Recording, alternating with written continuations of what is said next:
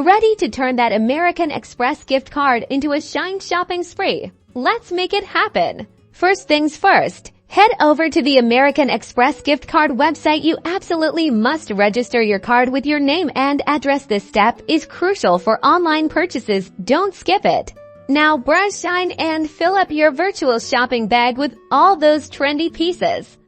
Once you're done, click on your shopping bag icon. Review your items and make sure everything is correct. Then, click the checkout button. You'll be prompted to either sign in or create an account. On the payment page, look for the option to pay with a credit or debit card. Since your Amex gift card works like a credit card, this is the option you'll select.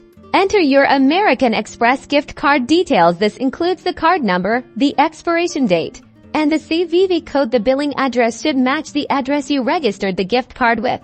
Review your order one last time, and if everything looks good, click the Place Order button. If the payment goes through, you'll see an order confirmation page. And that's it. You've successfully used your American Express gift card on Shein.